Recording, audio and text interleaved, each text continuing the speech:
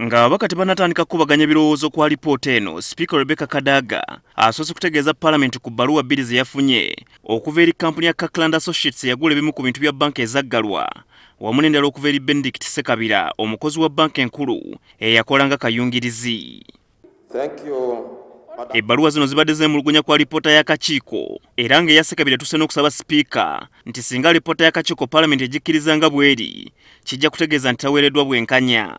Ebbaluwa eno sipiika agyogeddeko ng'egezaako kutiisatiisa Palamenti wamu n'okulemesa ababaka okukola omulimu gwabwe. Members, I don't know Mr. Ssekabira. I've never met him in my life. So I don't know why I should bias against him. So I find that part of the letter an attempt to blackmail me. I think he's trying to blackmail me, and I'm to Parliament and the committees.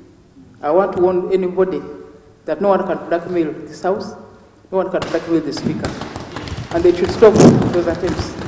Nga bakubaganya ebirowoozo ku alipoota y'akakiiko ka COSASE, ababaka balaze obutali bumativu nti eno terambise bulungi bibonerezo newankubadde eraga bulungi nti waliwo obutagoberera mateeka mu kuggala banka ez'ebyobusuubuzi.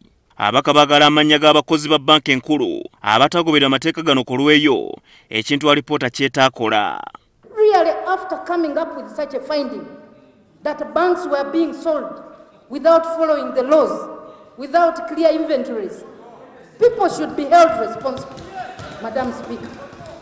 We cannot sit here as Parliament and simply adopt such a report, Madam Speaker, without bringing personalities in this report.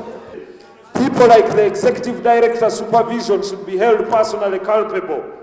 The liquidators like Ssekabira, who created companies like SIL that do not exist, that do not pay taxes, must be individually held liable and fraud cases brought against them. The head of security, where was he for documents to be whisked out? One would ask a fundamental question. What was the basis of the closure?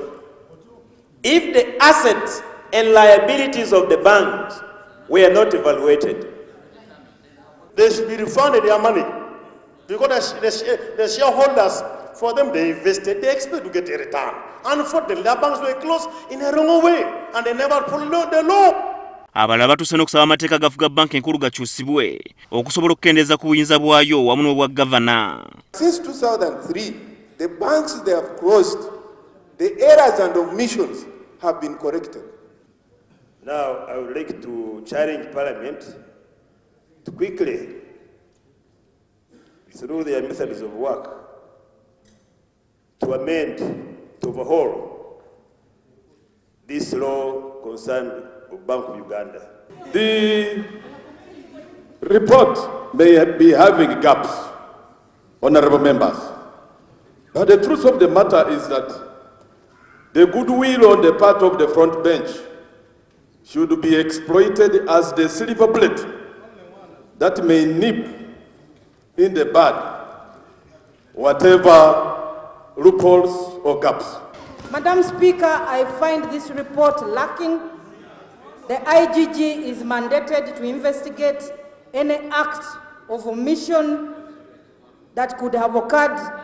I want to recommend, Madam Speaker, that I think further investigations, this House should refer this report to the Inspectorate of Government so that they can investigate and report to this House. I thank you, Madam. Wetujjidde ku mpewo ng'okubaganya ebirowoozo kukyagenda mu maaso. Habad Ziwa, NTV Akawungeezi.